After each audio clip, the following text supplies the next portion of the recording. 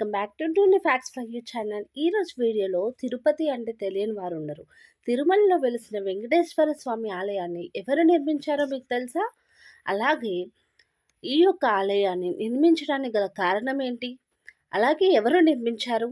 ఇక్కడ స్వామి వెలయడానికి గల కారణాలు ఏంటి అనేది ఈరోజు వీడియోలో చూద్దాం. అలాగే మొదటిసారి మన ఛానల్ చూస్తున్న లైక్ చేయండి, షేర్ చేయండి, సబ్స్క్రైబ్ చేసి పక్కనే ఉన్న బెల్ ఐకాన్ అనేది తప్పనిసరిగా యాక్టివేట్ చేసుకోగలరు.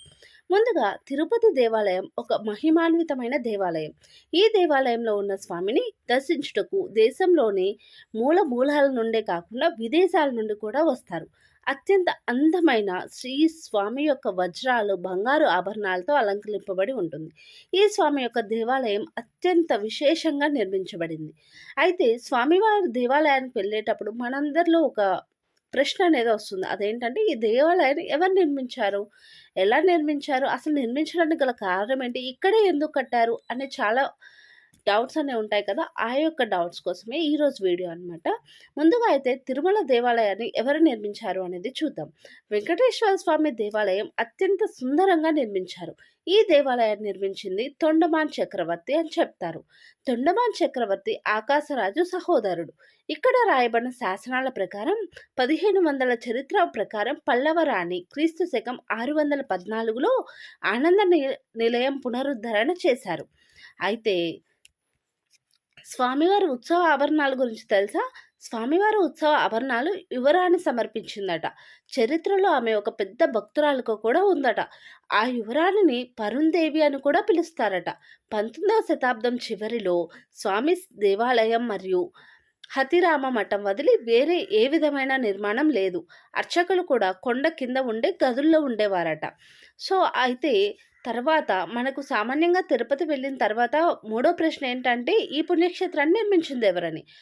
ఈ అద్భుతమైన దేవాలయాన్ని నిర్మించింది అయితే తమిళనాడు రాష్ట్రంలోని కాంచీపురం ప్రదేశానికి రాజైన తొండమాన్.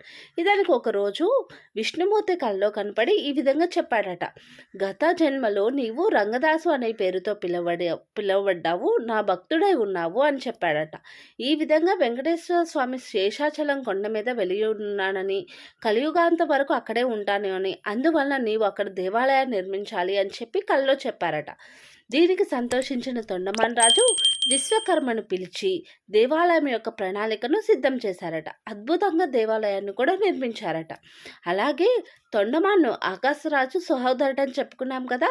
ఇతని అనంతరం చోళులు, పల్లవులు, విజయనగర రాజులు మొదలైన వారు దేవాలయ అభివృద్ధిని చేశారు. అలాగే ఈ దేవాలయంలో ఆ స్వామి అలంకారానికి ఖర్చు బంగారు ఆభరణాలు సుమారు 12 కేజీల బరువు కలిగి ఉంటుందట. ఈ స్వామివారికి అలంకారం చేయాలంటే ఒక్కరితో అయ్యే పని అయితే కాదనమాట. దేవాలయంలో ఉండే స్వామి కిరీటం నీలిరంగులో ఉండిన వజ్రాలతో కూడిన ప్రపంచంలో ఎక్కడా చూడనటువంటి దాని ధర ఎన్నో లక్షల కోట్ల విలువ చేస్తుందట. అలాగే శ్రీకృష్ణదేవరాయలు తిరుమలని పరిపాలించిన 21 సంవత్సరాలు స్వర్ణయుగం అని కూడా చెప్పుకోవచ్చు. ఆ సమయంలో శ్రీకృష్ణదేవరాయలు వెలకట్టలేనంత వజ్రాలు మరియు మొదలైన వాటితో దగదగ మెరిసిపోయే వజ్రాల కిరీటాన్ని స్వామివారికి అర్పించారట.